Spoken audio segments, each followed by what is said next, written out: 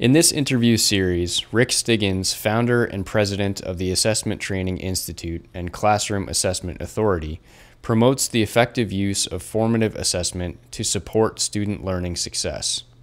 He does so by answering a series of 11 questions posed to him by the Alberta Assessment Consortium.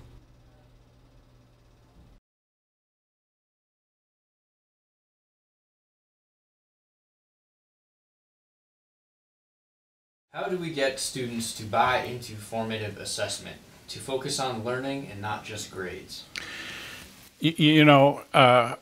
Probably the biggest breakthrough, in my opinion, in our sense of sound assessment practice, probably in the last 50 years, has been our deepening understanding of the students, how students respond emotionally to the prospect of being evaluated.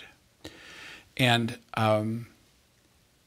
as a result of that, we've been able to explore some ideas around student involvement that provide everything we need to get them to engage. And we have some pretty compelling evidence, A, that they'll do it, and B, that it'll have a profound impact on their achievement. And the principle is pretty simple.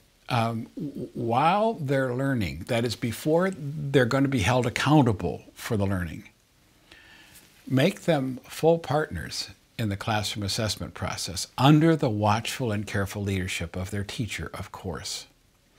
This is important because we now know that teachers cannot manage a classroom assessment environment, formative classroom assessment environment alone. There isn't enough time in the day and the night and the weekend to do all the work associated with using formative assessment productively to support student learning. In fact, students need to be key workers in this process, and it turns out that as they work, they learn and grow, and a bunch of other really important things happen. The key is to show them what success looks like from the very beginning of the learning, so they know where they're headed. And then through self-assessment, essentially hold up a mirror so that they can watch themselves coming ever closer to success. Help them see themselves changing and help them understand that those changes are happening because of the work that they're investing.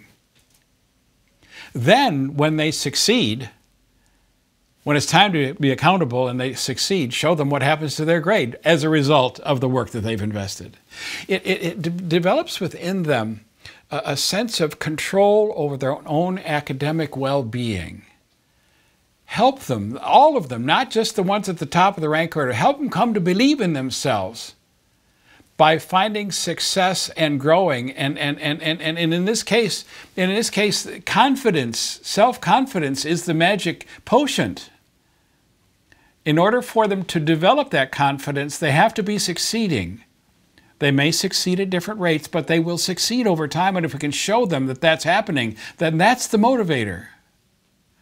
If we can start this early in the earliest possible grades and keep it going all the way through the educational process, then we set them up for lifelong learner success. Help them keep track of, reflect on and think about, and talk about improvements in their own academic success. Talk about it with mom and dad or grandma or grandpa or classmates. Develop the understanding of the target, the understanding of the evidence, and the vocabulary to talk with others, to communicate with others about their own academic success.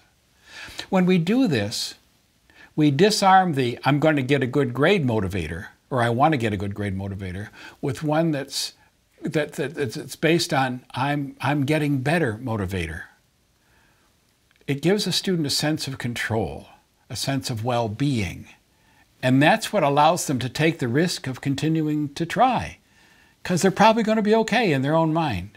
If we grade students only on the basis of the extent of their mastery of preset and public achievement standards, that they've been given the opportunity to learn and they know it, then we set them up for success in all different dimensions, both academically and in terms of their self-concept in a learning context. These are the emotional dynamics that have become so clear to us in the last couple of decades and have become so important in terms of setting all students up for success. Remember that mission. We want every student to become a productive, lifelong learner. And Principles of Assessment for Learning essentially define that.